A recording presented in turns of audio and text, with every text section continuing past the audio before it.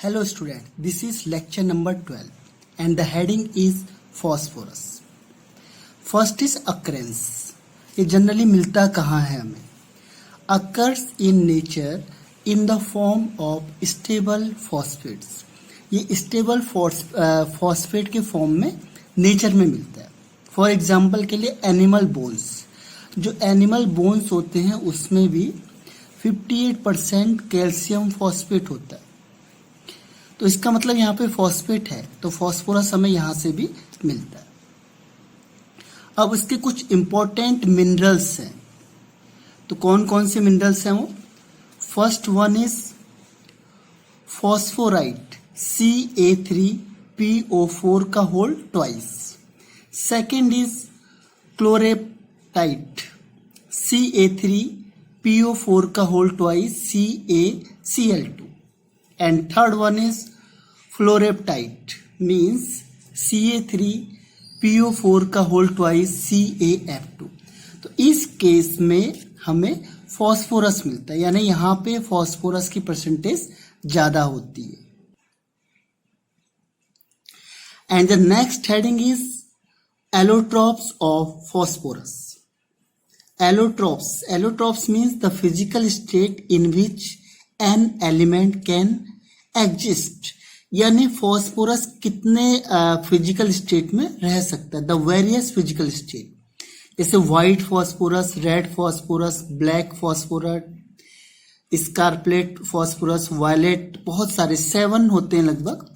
लेकिन हम जो मेन यहाँ पे स्टडी करते हैं that is white, red and black only. तो हम यहाँ पे इन तीनों एलोट्रॉप्स की ही स्टडी करते हैं. नहीं तो एलोट्रॉप्स इसमें बहुत सारे होते हैं. गैसियस फॉर्म में भी होता है फॉस्फोरस, बट जो मेन है यहाँ पे that is white, red and black. तो सबसे फर्स्ट पॉइंट है व्हाइट फॉस्फोरस. व्हाइट होता है, इसको येलो भी कहते हैं एक्चुअल में. जैसे हम इसे एक्सप्लोज करते हैं इन एयर तो it becomes yellow. Method of preparation होता है इलेक्ट्रिक फर्नेस. इलेक्ट्रिक फर्नेस में हम इसे करते हैं. जो बोन एश से हमें मिलता है कैल्शियम फॉस्फेट, उसमें हम कार्बन मिलाते हैं 10C plus silica SiO2 mix करते हैं, तो हमें मेन यहाँ पे फॉस्फोरस मिलता है. इसके अलावा भी मिलते हैं हमें, लेकिन जो इसका मेन प्रोडक्ट है दैट इज फॉस्फोरस. इसके अलावा CaSiO3 एंड CO भी हमें ऑब्टेन्ड होता है. Next one is properties. Properties में ट्रांसल्यूसेंट होता है, धुंधला सा होता है in appearance, like white waxy solid. White waxy इसलिए व्हाइट फॉस्फोरस रखा है इसका नाम. तो व्हाइट वैक्सी सॉलिड होता है. ट्रांसपेरेंट या ट्रांसल्यूसेंट मीन्स थोड़ा धुंधला टाइप का दिखता है. Second one is poisonous in nature. ये पॉइजनस होता है, होता है. और third one is less stable और मोर रिएक्टिव. इसको हम आगे डिस्कस करेंगे क्योंकि हाई एंगुलर स्ट्रेन होता है. जो एंगल के बीच का रिपल्सन होता है, स्ट्रेन मीन्स रिपल्सन, जो रिपल्सन होता है इसमें वो ज्यादा होता है. यानी एंगल जो है वो कम होते हैं, इसीलिए क्या होगा, रिपल्सन ज्यादा होता है. और यही है कि स्टेबिलिटी कम होगी तो रिएक्टिविटी ज्यादा होती है. ये इंपॉर्टेंट है यहाँ पे. इसमें ये भी क्वेश्चन पूछा हुआ है कि insoluble in water and soluble in CS2, यानी कार्बन डाइसल्फाइड में सॉल्युबल होता है लेकिन वाटर में इनसॉल्युबल होता है. क्योंकि एक्चुअल में वाटर कैसा नेचर है, पोलर नेचर है, और ये नॉन पोलर नेचर है प्लस हाईली रिएक्टिव होता है. इसकी वजह से ये सॉल्युबल होता है. इसका रीजन क्या मेन, इसकी रिएक्टिविटी ज्यादा होती है. किसकी रिएक्टिविटी ज्यादा होती है? फॉस्फोरस की. जो P4 होता है व्हाइट फॉस्फोरस, इसकी रिएक्टिविटी क्या होती है, ज्यादा होती है. इसीलिए ये CS2 में डिसॉल्व हो जाता है. वाटर में क्यों नहीं होता? क्योंकि वाटर का कैसा नेचर है, पोलर नेचर है, जबकि फॉस्फोरस कैसा है, नॉन पोलर है. इसीलिए वाटर में डिसॉल्व नहीं होता. पोलर में ही डिसॉल्व होगा, नॉन पोलर में ही डिसॉल्व होगा इन जनरल केस में. इसीलिए जो कार्बन डाइसल्फाइड क्वेश्चन आता है कि वो इसमें डिसॉल्व है या नहीं है. Next one is glow in dark, dark में ग्लो करता है, इसे कहते हैं केमिल्यूमिनेसेंस या फॉस्फोरोसेंस। एक और वर्ड आता है इसमें, फॉस्फोरोसेंस। जैसे सीजियम घड़ी होती है हमारी, फॉस्फोरेसेंस। या कीमो, ल्यूमिसेंस का मतलब होता है ल्यूम यानी लाइट, लाइट को इम्पार्ट करना, ल्यूमिसेंस। और केमिकल में होता है इसलिए केमिक वर्ड आता है, केमी। ल्यूमिसेंस, ल्यूमिसेंस आपको पता है जहां से हमें लाइट दिखाई देती है जनरली, तो केमिकल की वजह से हमें लाइट मिलती है, यानी जब हम डार्क में देखते हैं तो ग्लो करता होगा। इसका रीजन क्यों करता है ग्लो, इसको हम अभी डिस्कस करेंगे। इग्निशन टेम्परेचर होता है इसका 30 डिग्री सेल्सियस। इग्निशन टेम्परेचर मतलब जिस टेम्परेचर में ये बर्न कर जाता है उसे कहते हैं ignition temperature. The temperature required to burn. अगर मुझे इसको जलाना है तो कम से कम मुझे 30 डिग्री सेल्सियस टेम्परेचर देना पड़ेगा।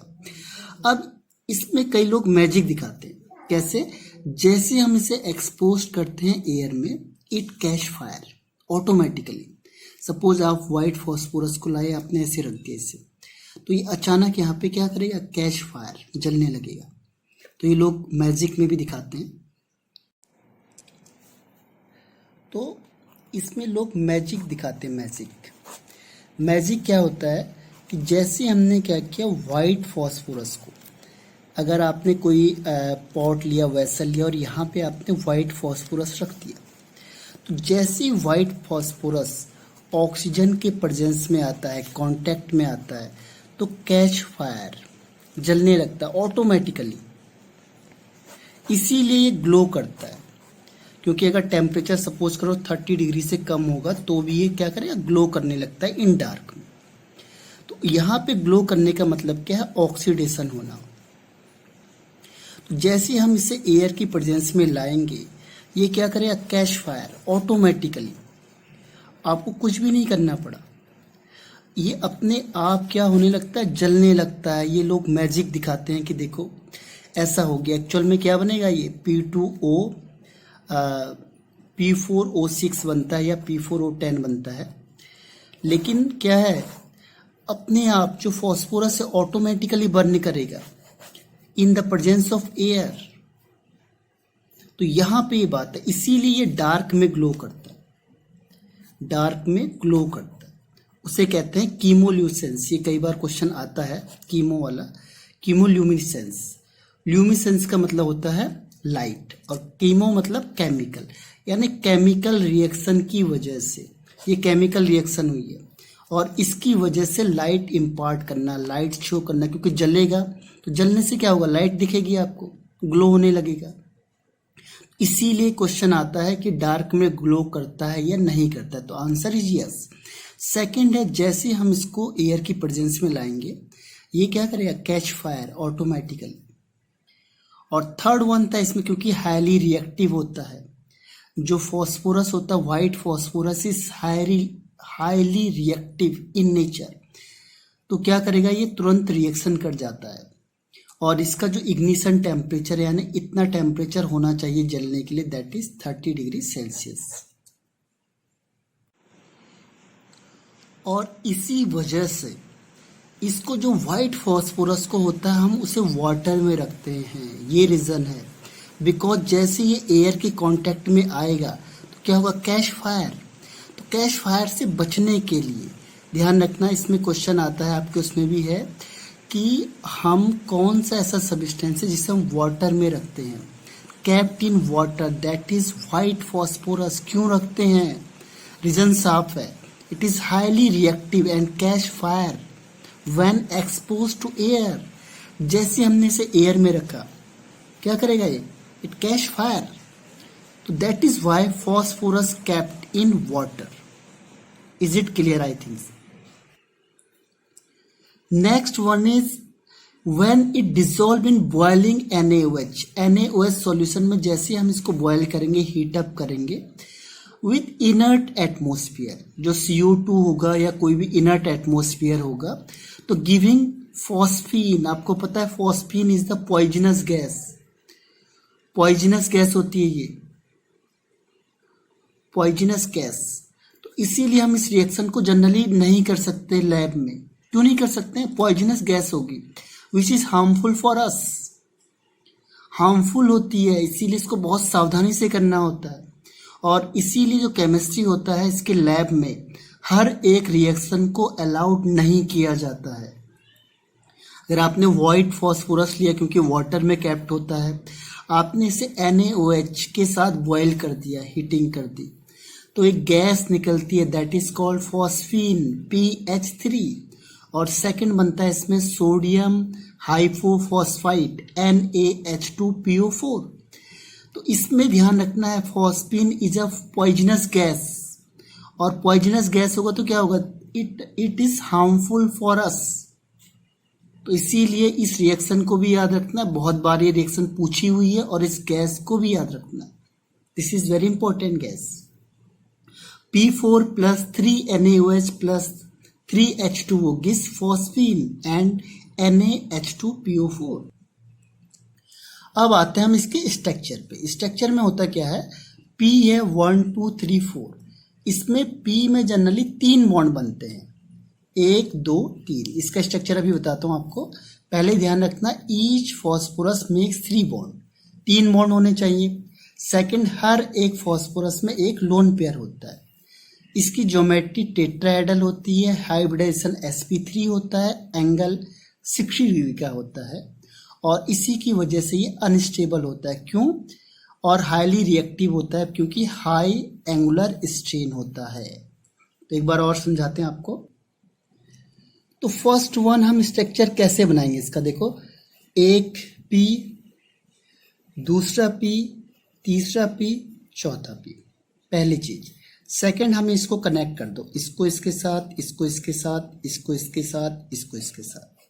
कितने बॉन्ड बना रहा है फॉस्फोरस? 1 2 1 2 1 2, हर एक 2 बना रहा है। लेकिन अभी मैंने कहा फॉस्फोरस 3 बॉन्ड बनाएगा। कैसे बनाएगा तीसरा बॉन्ड? ये आपस में, और ये दोनों भी आपस में कनेक्ट हो जाएंगे। तो इस तरीके से एक फॉस्फोरस 3 बॉन्ड बनाता है, पहली बात।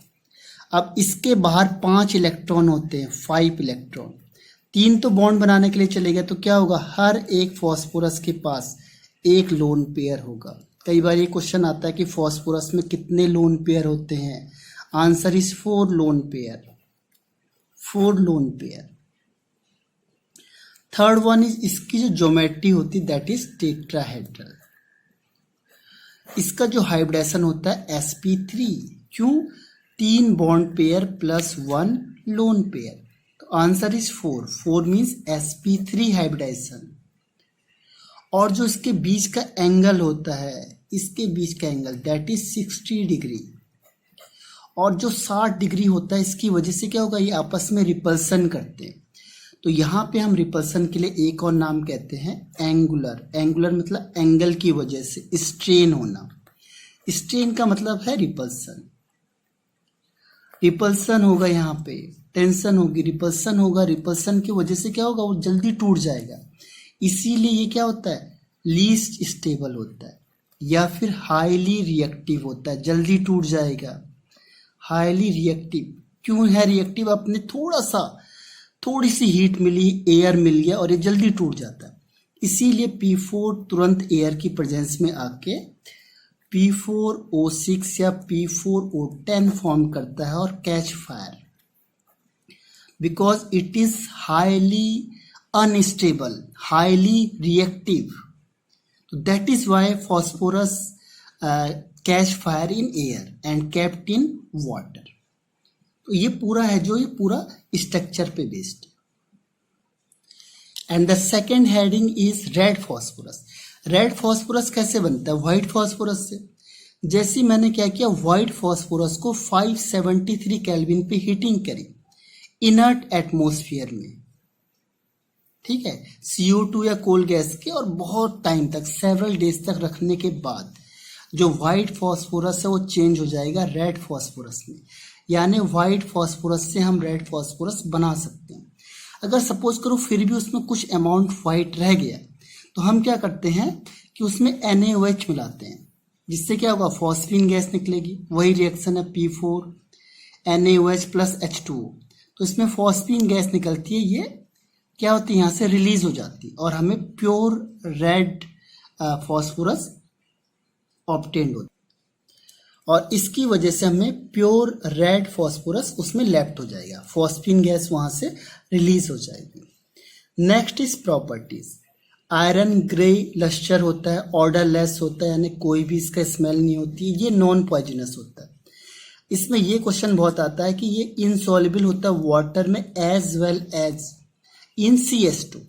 क्यों? क्योंकि लेस रिएक्टिव होता है, ये रिएक्टिव ज़्यादा नहीं होता, इसीलिए ये CH2 में सॉल्युबल नहीं है, ग्लो भी नहीं करता है और इसका इग्निशन टेम्परेचर बहुत होता है 260 to 400 तक। It is less reactive than white phosphorus. इसका मेन रीजन क्या है? Its structure. अब देखो स्ट्रक्चर कैसा बनता है, P4 में वही बनेगा लेकिन ये polymeric substance forming linear chain. तो रेड का हम स्ट्रक्चर बनाते हैं, रेड के लिए देखो 1 2 3 and 4। तो पहला तो हमने ये किया काम। अब दूसरे में हमने इन दोनों को तो कंबाइन कर दिया, लेकिन ये आपस में कंबाइन नहीं होंगे, ये क्या करेंगे, दूसरे के साथ कंबाइन होंगे। फिर यहाँ पे सेम सीक्वेंस चलेगा 1 2 3 and 4, इसके साथ फिर यही करो आप, फिर यहाँ से फिर ये नेक्स्ट 1 2 3, ये 3 तो बना रहा है 1 2 3 लेकिन अलग अलग, तो ये पॉलीमेरिक के बहुत सारे आपस में कनेक्ट हो जाते हैं। इसके बाद फिर ये होगा सेम इस तरीके से, तो ये आपस में जुड़ते चले जाएंगे, that is called poly. Poly means many, बहुत सारे आपस में कनेक्ट हो जाते हैं लीनियर चेन में, इसीलिए इसकी एक्टिविटी जो रिएक्टिविटी है वो कम हो जाती है, ये लेस रिएक्टिव होता है, लेस रिएक्टिव। क्यों? एंगुलर स्ट्रेन कम हो जाएगा, because of less angular strain. Angular strain कम होगा तो क्या होगा, रिएक्टिविटी कम हो जाएगी यानी स्टेबिलिटी बढ़ जाएगी। तो answer is less angular strain. अब third one is black phosphorus. Black phosphorus 2 form में एग्जिस्ट करता है, alpha and beta, alpha black phosphorus and beta black phosphorus. Alpha कैसे बनेगा, जब हमने रेड फॉस्फोरस को हीट किया 803 केल्विन टेम्परेचर पे इन सील ट्यूब, तो अल्फा ब्लैक फॉस्फोरस ऑब्टेन्ड होगा। ये तो इंफॉर्मेशन है और आपको ये लर्न करनी पड़ेगी। रेड फॉस्फोरस 803 केल्विन टेम्परेचर पे हीटिंग करेंगे, अल्फा ब्लैक फॉस्फोरस फॉर्म्ड होगा और ये सबलाइम्ड इन एयर, एयर में सबलाइम्ड हो जाता है ना, क्या होगा, सॉलिड से गैस में चेंज हो जाएगा, ये गैस टू सॉलिड में। Opaque monoclinic and rhombohedral crystal होता है, ये आपने सॉलिड स्टेट में पढ़ा होगा कि मोनोक्लिनिक और रोम्बोहेड्रल कैसा शेप होता है। तो ओपेक मीन्स जिसके आर पार हम नहीं देख सकते। Opaque monoclinic and rhombohedral crystal होता है, नॉट ऑक्सीडाइज इन एयर क्योंकि लीस्ट रिएक्टिव होता है, एंड नॉन कंडक्टर, ये इलेक्ट्रिसिटी को पास नहीं करेगा, नॉन कंडक्टर ऑफ इलेक्ट्रिसिटी। तो ये है आपका अल्फा ब्लैक फॉस्फोरस की इंफॉर्मेशन। अब second one is beta black phosphorus. Beta होता है जनरली ये व्हाइट फॉस्फोरस से फॉर्म्ड होता है, व्हाइट फॉस्फोरस।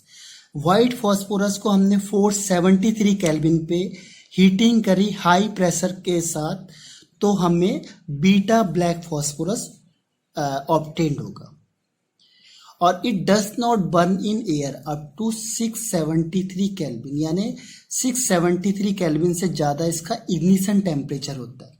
यहाँ तक भी आप हीटिंग करोगे तो भी ये बर्न नहीं होगा, यानी ये लीस्ट रिएक्टिव होता है, सबसे कम रिएक्टिव होता है and good conductor of electricity.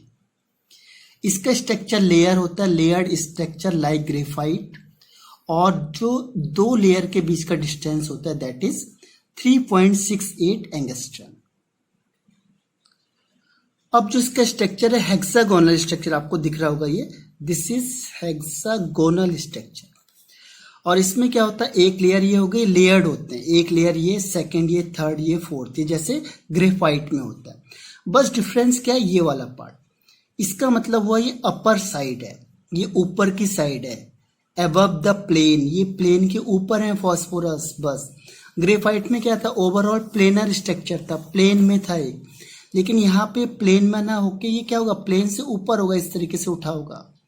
ये फॉस्फोरस प्लेन से उठे होते हैं, ये डिफरेंस है बस। बाकी जो पूरा स्ट्रक्चर है वो ग्रेफाइट लाइक स्ट्रक्चर है। एक आपको बता देता हूं मैं कैसे बनाइए। देखो करना क्या है, एक फॉस्फोरस, 2, 3, 4, 5 एंड 6, और ये सारे एक दूसरे से कंबाइंड हो, क्योंकि फॉस्फोरस 3 बॉन्ड बनाता है हर हमेशा। अब इसमें ध्यान रखना, जो मिडिल वाला होगा ये ऊपर की तरफ गए होंगे, तो इसको आप डार्क लाइन से दिखाते हैं, that is called solid wedge. Solid wedge means ये ऊपर है। अगर हम इसका दूसरा बनाएंगे तो कैसे बनेगा, ये इधर से बना दो, ये P, इधर से P, फिर इसको ऐसे करके आप डार्क बना सकते हो, इसको डार्क, फिर ये P, ये P और P। अगर आपको नीचे बनाना है नीचे बना लो, देखो एक साइड तो ये बन गया आपका P वाला, इधर से इसको डार्क बना दो, इसको डार्क बना दो, और ये P और ये इधर से आप इधर बनाना, इधर बना दो, 1 2 P, ये डार्क है, ये सेकंड डार्क, फिर ये P इधर, यानी ये है अबव द प्लेन, ये प्लेन से ऊपर है, ये वाले P, ये वाले P, this is above the plane, above the plane, यानी प्लेनर नहीं है, ये हेक्सागोनल दिख रहा है। तो एक लेयर ये बन गई आपकी, सेकेंड लेयर क्या होगा, ऐसी लेयर ठीक दूसरी साइड होगी, फिर ऐसी लेयर तीसरी साइड होगी। इस तरीके से लेयर्ड स्ट्रक्चर होता है ब्लैक फॉस्फोरस का। और दिस इज लीस्ट रिएक्टिव, क्यों, क्योंकि हेक्सागोनल है तो एंगल बढ़ गया, और एंगल बढ़ गया तो रिएक्टिविटी क्या हो गई, कम हो गई, यानी मोर स्टेबल। इसकी स्टेबिलिटी सबसे ज्यादा होती है, रिएक्टिविटी सबसे कम होती है। क्यों, क्योंकि एंगुलर स्ट्रेन क्या हो गया, इसका सबसे कम है, स्ट्रेन इज लीस्ट, सबसे कम। तो रीजन भी आ गया और आपका स्टेटमेंट भी आ गया। Next heading is chemical properties of phosphorus. पहले रिएक्टिविटी ऑर्डर्स देखो, रिएक्टिविटी ऑर्डर से व्हाइट फॉस्फोरस सबसे ज्यादा रिएक्टिव, फिर रेड, और सबसे लास्ट में ब्लैक। रीजन सेम है, एंगुलर स्ट्रेन, सबसे ज्यादा एंगुलर स्ट्रेन व्हाइट फॉस्फोरस की, फिर रेड फॉस्फोरस की, और सबसे कम ब्लैक फॉस्फोरस की। तो डिक्रीजिंग ऑर्डर है एंगुलर स्ट्रेन का, डिक्रीजिंग ऑर्डर। जितना एंगुलर स्ट्रेन ज्यादा होगा उतना रिएक्टिविटी ज्यादा होगी, ये ध्यान रखना। अगर एंगुलर स्ट्रेन यानी रिपल्सन जितना ज्यादा होगा उतना रिएक्टिविटी भी ज्यादा होगी, और रिएक्टिविटी ज्यादा होगी तो स्टेबिलिटी क्या होगी, कम हो जाएगी, स्टेबिलिटी डिक्रीज। रिएक्टिव ज्यादा यानी स्टेबल कम। और जनरली सारे के सारे फॉर्म केमिकली सिमिलर होते हैं, एक जैसे होते हैं लगभग। हाँ, कोई जल्दी रिएक्शन करेगा, कोई देर में रिएक्शन करेगा। तो first heading is reaction with air, air के साथ रिएक्शन। जैसे व्हाइट फॉस्फोरस होता है, burn in air to form phosphorus trioxide and pentoxide. जैसे ये है P4 प्लस ऑक्सीजन, अगर लिमिटेड सप्लाई ऑफ एयर है, एयर कम है, तो बनेगा P4O6, that is phosphorus trioxide. अब आपको लग रहा होगा ट्राईऑक्साइड होता क्या है, ये बनता है P2O3, लेकिन ये डाइमर बनता है क्योंकि इसमें अनपेयर्ड इलेक्ट्रॉन होता है, तो which is least stable, highly reactive होते हैं। तो ये दो आपस में मिलके P4O6 बनाते हैं, तो कहते हैं इसे फॉस्फोरस ट्राईऑक्साइड। होता एक्चुअल में है ये P2O3। And second one is phosphorus pentoxide, तो वही सेम सीक्वेंस है, P2O5 होता है ये, लेकिन ये हाईली अनस्टेबल होता है, तो ये दोनों कंबाइंड होकर बनाता है P4O10। तो एक्सेस ऑफ एयर होगा तो बनेगा P4O10, और अगर लिमिटेड अमाउंट ऑफ एयर होगा तो बनेगा P4O6, यानी phosphorus trioxide and phosphorus pentoxide. तो जो रेड और ब्लैक फॉस्फोरस होते हैं वो भी बर्न करते हैं एयर में, लेकिन हीटिंग करने पे, क्योंकि this one is least reactive. Second one is reaction with non metal. तो ये कंपाउंड फॉर्मेशन करेंगे, जैसे P4 + 10 सल्फर, तो बनता है ये P4S10। तो इस तरीके से कंपाउंड बनाते हैं, जनरली नॉन मेटल के साथ डायरेक्ट कंपाउंड बना सकते हैं। Third one is reaction with alkali metal. जैसे जो फॉस्फोरस होगा ये एल्कली मेटल के साथ कंबाइंड होगा तो ये बनाता है एल्कली मेटल फॉस्फाइड। जैसे सोडियम के साथ तो सोडियम फॉस्फाइड, तो जो इसकी वैलेंसी होती है वो 3 होती है। तो इस तरीके से कंपाउंड बनाता है। अब ये वाटर के साथ मिक्स करके, यानी अगर हम इसका हाइड्रोलाइसिस करेंगे तो ये हाइड्रोक्साइड बनाएगा और फॉस्फिन गैस यहां से रिलीज होगी। फॉर एग्जाम्पल हमने ले लिया सोडियम प्लस फॉस्फोरस, तो ये क्या बनाएगा, सोडियम की वैलेंसी 1, फॉस्फोरस की वैलेंसी 3, कंपाउंड इज Na3P। कोई भी कंपाउंड ले लो आप, चलो पोटेशियम ले लिया आपने, तो क्या होगा, पोटेशियम की वैलेंसी 1, फॉस्फोरस की वैलेंसी 3, तो कंपाउंड इज K3P।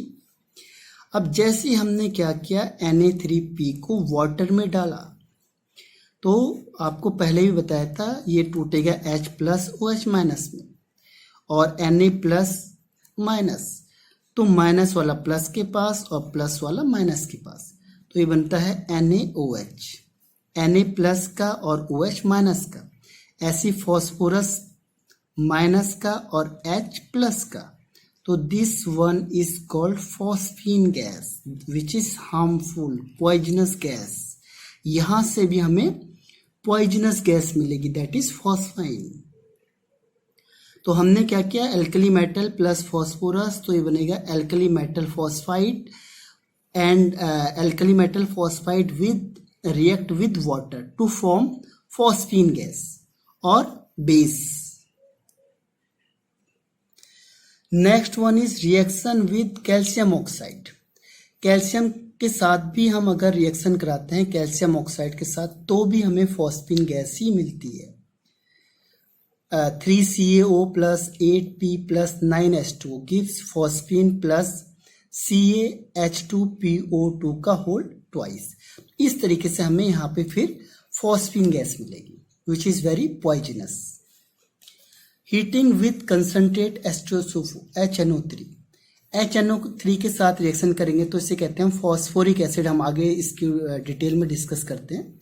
तो phosphorus plus NO3 nitric acid करेंगे तो ये बनता है आपका फॉस्फोरिक एसिड, यानी H3PO4 + 5NO2 + H2O। और ऐसी ही रिएक्शन होगी जब हम किसके साथ करेंगे रिएक्शन, कंसंट्रेटेड H2SO4 के साथ। तो जैसे हमने फॉस्फोरस लिया, H2SO4 के साथ रिएक्शन कराई, हीटिंग करवाया, तो हमें फॉस्फोरिक एसिड मिलता है और सल्फर की गैस मिलेगी, यानी SO2 गैस और वाटर। नाइट्रोजन के साथ करा रहे थे तो नाइट्रोजन वाली गैस यानी NO2 गैस फॉर्म हो रही थी। तो इस तरीके से ये केमिकल प्रॉपर्टीज शो करते हैं। Thank you.